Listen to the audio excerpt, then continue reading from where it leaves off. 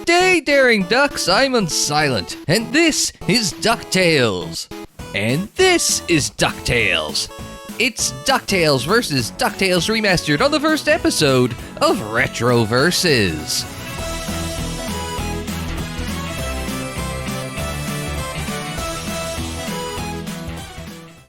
Hello and welcome to Retroverses, a series in which I look at all-time classic games and compare them to modern games in the same genre or franchise. In this episode, let's go back 3 decades to the Nintendo Entertainment System and to syndicated cartoons. Sure, both of those concepts still exist in the modern world, albeit a little differently today. Nintendo still has their 8-bit games available through the NES Classic Mini Console and Nintendo Switch Online, but those classic 8-bit games of the past are inspiring some critically acclaimed games today, like Shovel Knight, Fez, and Towerfall. Meanwhile, first-run syndication, in which shows are immediately sold to various channels rather than ordered by a specific network, or their reruns sold to various channels, doesn't really exist at all outside of a handful of shows including Maury and Steve Wilkos. As time soldiers on, technology and taste evolves, which results in games today whose looks and gameplay far surpass anything capable on an 8-bit console. And as the cost of producing TV increases and people look for more serialized storytelling in their shows, most shows are more geared towards the binge-watching crowd, while networks control shows in order to earn ad revenue and licensing fees off their shows. So why bring this up? Well, DuckTales covers both of these points. Kids of the 90s remember coming home from school and turning on the TV to the Disney afternoon cartoon lineup. Of course, we were too young back then to realize that those Disney cartoons were sold in syndication. Depending on the year, you would watch Tailspin, Goof Troop, Darkwing Duck, Aladdin, Gargoyles, and Chip 'n Dale Rescue Rangers. My favorite one was DuckTales. The adventures of Scrooge McDuck and his nephews Huey, Dewey, and Louie always kept a young me enthralled. Years and decades later, on the odd occasion that an old DuckTales cartoon would be on TV, I'd stop and watch and probably remember a little bit of what was happening in the episode. Hell, one of the things I'm looking forward to on Disney Plus is having both the old and new DuckTales cartoons available to watch on demand. This love of DuckTales extended to video games as well. I got my first console in the early 90s, the Nintendo Entertainment System. Sure, I had Super Mario Bros., Teenage Mutant Ninja Turtles 2, another favorite cartoon of mine, and Blades of Steel, but my favorite game just happened to be DuckTales. My favorite game and my favorite cartoon growing up were one and the same. Now, it would be one thing if my fandom blinded me to a terrible game, see Dukes of Hazzard, Racing for Home, but the game is fondly regarded by both gamers and critics alike. Given the popularity of everything retro and nostalgic over the last decade, it shouldn't have come as a surprise that DuckTales was reinvigorated on both fronts. There's the recent cartoon revival that debuted on Disney XD in 2017, which takes inspiration from both the original comic and the original cartoon, but updates them for modern youth. Before that, Capcom and developer WayForward remade the DuckTales video game as DuckTales Remastered in 2013. It's the original game, but with updated audio and visuals for the modern gamer and a few new elements added in for fans of the original game. So with the introductions out of the way, it's time to see how the classic and the modern stack up against each other. It's 1989's DuckTales against 2013's DuckTales Remastered.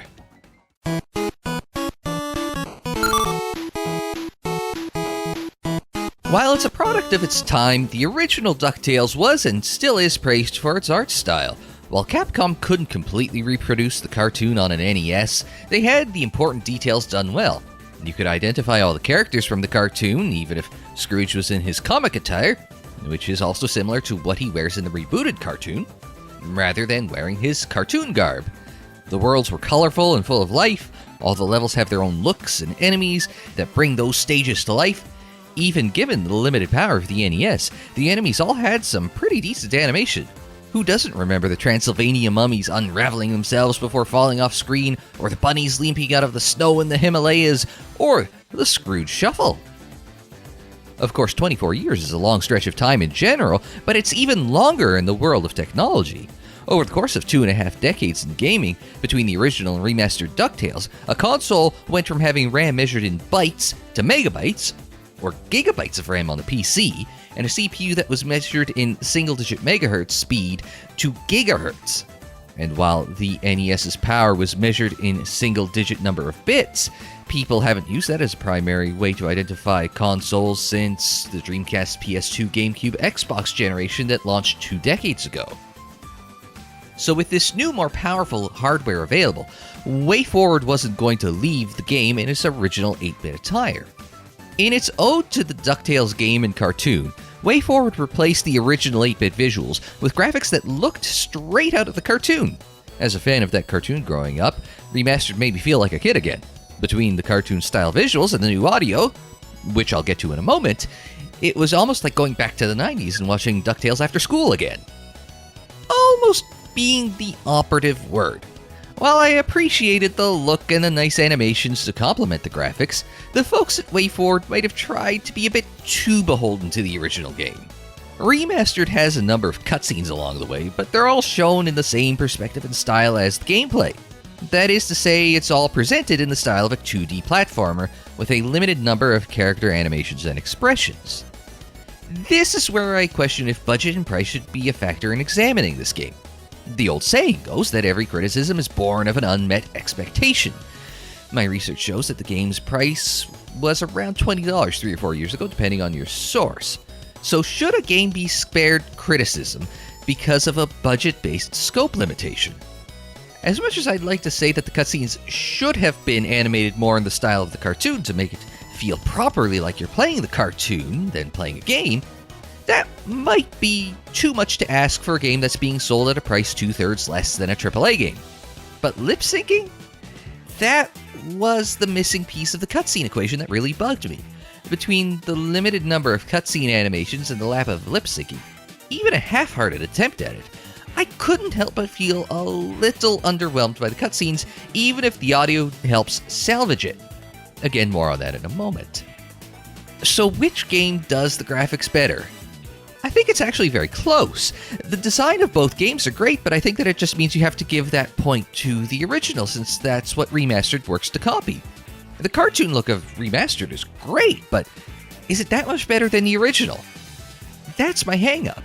If Remastered had some more animations or lip-syncing in the cutscenes, this category would probably be an easy win for Remastered. However, when the visuals are really just a touch-up on the original, I have to go with the 8-bit game for visuals. That's a sentence that doesn't get said much, isn't it?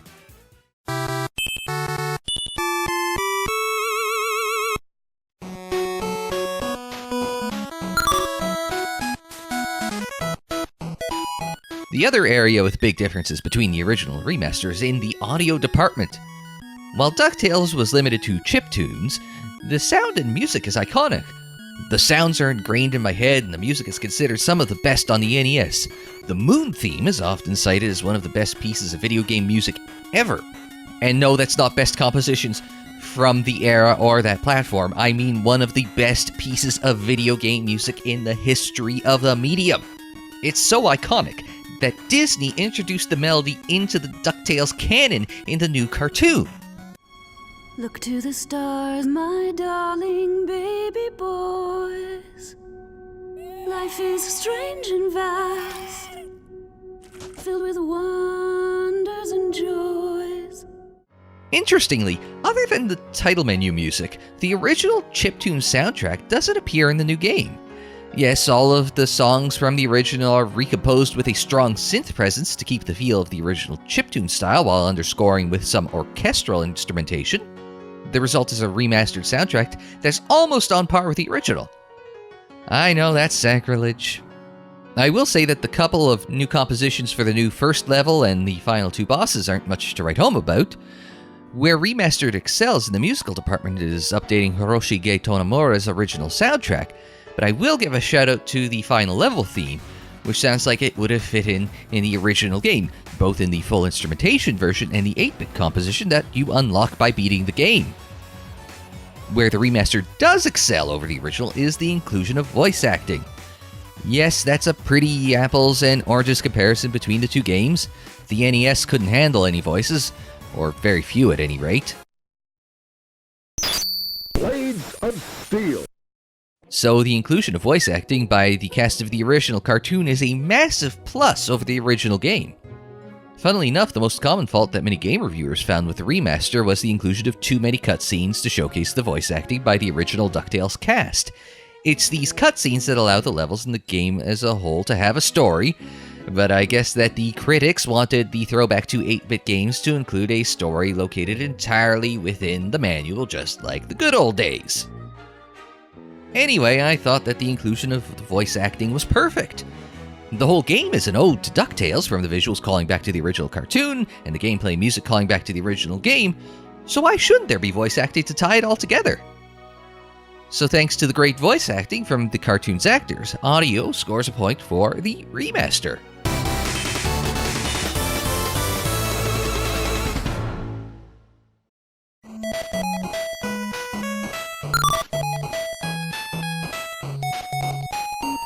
Today, if a game is difficult, it's compared to Dark Souls. It's something of a meme now, but some people earnestly and unironically would refer to hard games as the Dark Souls of a genre. For old folks like me, Dark Souls wasn't some revolution in gaming difficulty. Games used to be hard. Games used to be very hard. Arcade games had to be hard to eat your quarters. Console games had to be hard because there was only so much game that could fit on a cartridge, and a game that could be beaten in an hour on the first try isn't exactly good value for $60. Hard games used to be the status quo, not a meme. So yes, DuckTales was hard. While DuckTales was a kid's show, it wasn't a kid's game. On the surface, it looks pretty straightforward. It's a 2D side-scrolling platformer that you navigate through until you reach a boss battle that rewards you with one of the legendary treasures. However, the enemies that populate the levels can make things tricky. Avoiding enemies isn't as easy as it seems in Super Mario Bros., because DuckTales levels have tight confines, multiple enemies, and slightly adaptable attacks. 3 hits and you're dead, unless you get stunned down a pit which kills you instantly. The good news, or is it bad news, is that the gameplay doesn't really change in DuckTales Remastered. You're still jumping around using Scrooge's pogo stick and cane swings as his primary offensive tools. Enemies still follow predictable fixed movement or reaction patterns. The levels feel a little larger and less cluttered, which makes dealing with the various goons in a stage just easier enough that we can avoid that pesky Dark Souls comparison. However, the levels in the remaster aren't one-to-one copies of the original. I'm not talking about the scaling of the levels or enemies. I'm talking about the layout and contents of the levels. The biggest change to the gameplay, apart from introducing saves and eliminating game overs and all but the extreme difficulty, is the inclusion of objectives in every level. In the original, you could pretty much speedrun it without being a speedrunner if you knew where you were going. Only in the Africa and Moon levels were there objectives required to get to the boss. In the Africa level, you had to go to Transylvania to get a key to enter the mines, while the Moon level required you to get the Gizmo Duck suit to reach the boss, unless you used a skip to bypass the Moon Vault wall. In Remastered, there are objectives in every level, and the original game's objectives have been tweaked. In order to complete the levels, you have to complete the objective in order to progress through the level. In order to incorporate the objectives, the level layouts were tweaked. For most of the levels, this meant lengthening or modifying existing sections of the level, or adding all new sections to levels. And the Amazon level has a new vine swing section over spikes to fit in one of its objectives. The Himalayas and the Moon add new sections to the level that require you to double back to the start of the level to complete your objectives. The Himalayas level also includes a new interlude where you do battle with Flintheart Glumgold in biplanes, which feels quite on brand for the cartoon. I don't mind integrating objectives across all of the levels and making minor tweaks to the levels to accommodate those objectives. After all, I would imagine that people would be upset if they spent $20 on a new game that could be beaten in about an hour. And that length of game was acceptable in the 80s. Today, not so much. It's a case of each game being a product of their environment, even if one is only supposed to be more of a visual update of the original. In keeping with revising the original, all of the boss fights have been revised. Yes, bouncing on an enemy with Scrooge's pogo stick is still how you damage them. However, the bosses do a lot more than move around the screen and open themselves up for pogoing opportunities. After you do a point of damage, they'll unleash a new attack on you. Well, with the exception of the bosses of the Himalayas and the Moon, which are most similar to the original. Unfortunately, the other changes feel like they were put in to increase the difficulty by making a damage-free run nearly impossible. However, the biggest difference between the original and the remaster by a wide margin is the final level. In 1989's DuckTales for the NES, the final level is Transylvania, but a Transylvania level that was stripped clean of everything but enemies. Basically, the final level is a recycle of a level you previously completed, but with a new boss and post-boss challenge. Even when I played that final level as a kid in the 90s, I found it underwhelming. I couldn't help but feel like, oh, this is it? DuckTales Remastered scraps the original final level and substitutes an all-new final level. It's not the only original level of the game, as Remastered opens with a tutorial level through Scrooge's Money Bin. Anyway, while the new final level brings you to a new location, it is a spiritual successor of sorts to the original final level, as enemies are recycled from other levels, bats and jumping swamp creatures are borrowed from the African mines, while skeletons return from Transylvania. As you would expect, the Dracula Duck final boss and Magica and Glumgold final chase are also in Remastered, but revised from their original versions. The problem is that Remastered's new levels feel underwhelming. Okay, a tutorial level is seldom anything to write home about, and I'd rather that the annoying tutorial pop-ups are confined, mostly, to a level that stands aside from the main game. The problem with the final level is that while it's visually stunning, the recycled elements from previous levels start to take you down a notch. Then you have the massive difficulty spike in the final level, and the final chase sequence, which is out of place in a game that isn't exactly known for being easy. I can appreciate that WayForward realized that if DuckTales was made today, it would be quite different than it was originally. Today, a game doesn't have the storage limitations that an NES cartridge had. As absurd as it may sound, most NES games are probably less than half a megabyte in size. The data you consumed in watching me say that last fact is many, many times greater than the data size of an NES game. And DuckTales, at only 128 kilobytes in size, wasn't particularly undersized compared to its peers, so it's entirely possible that the game, as designed, was limited by both hardware power and storage. Remastered doesn't have those same limitations, especially storage, so they were able to push farther with the visuals, audio, and level design. So while I do appreciate that WayForward was trying to push aspects of the original DuckTales forward for the remaster, I can't help but feel they missed the mark, especially with the new levels. And that's why the original scores the points for gameplay.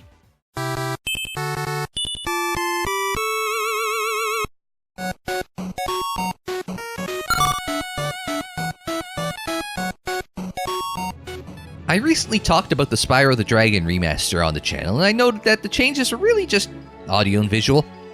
In that instance, is there really a difference between the two games except at a superficial level? Does it really matter which game you get? In the case of Spyro, there are some changes to the controls and some subtle gameplay differences that only people that have put dozens of hours into the original game would notice. However, I wouldn't say that one version is noticeably superior to the other if all you care about is gameplay. The DuckTales remaster has made changes beyond the surface level. Like I said earlier, most of the actual mechanical changes are fairly unnoticeable except to those of us who played the game back in the early 90s. There are the addition of 2 new levels and significant changes to the classic levels that made the gameplay of the remaster quite a bit different than the original. I don't mind the addition of the tutorials or the objectives. However, is it really the same game? After playing both games and breaking them down, I'm inclined to think that the original is a game of its period, but the remaster doesn't quite know if it wants to be an NES game or a modern 2D platformer, so it tries to go halfway. It tries to work as both a classic and modern game, but I'm not sure that works. It retains too much of the original's tricks, like enemies on a patrol path, to be modern, but it changes too much in the remaster to be an authentic 80s 8-bit experience. And when you look at each game's place in history, the disparity shows more. While the remaster's aggregated review scores are in the mid-70s, which is very good in a world where AAA games are still scored on a scale of 80 to 100, those reviews aren't a patch on the original. 1989's DuckTales will occasionally sneak onto a greatest game of all time list, including mine. More often, you see it ranked among the greatest games on the NES. In fact, Nintendo Power, Official Nintendo Magazine, IGN, and Games Radar all rank it among the top 25 greatest NES games of all time, with a lowest rank of only 13th from that bunch. The remaster is good. It's very good, but it doesn't reach greatness. It doesn't reach the legendary status that Capcom's original did, with a game that is now 3 decades old. So when you add it all up, it's the retro classic that scores the win in this duel.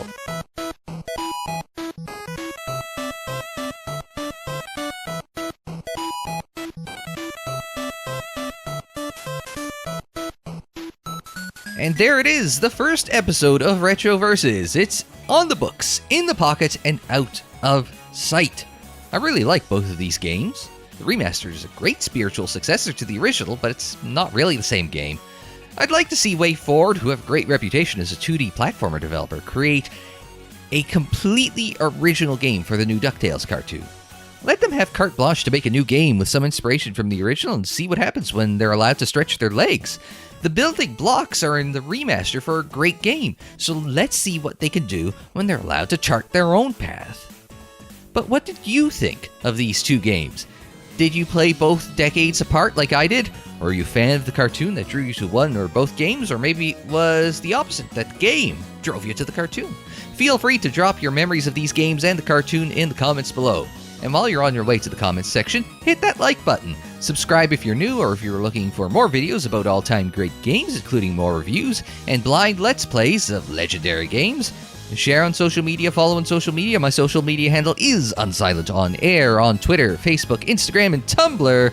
And until we see you again, I'm Unsilent. Thanks very much for joining me. Like, share, subscribe, and we will see you next time.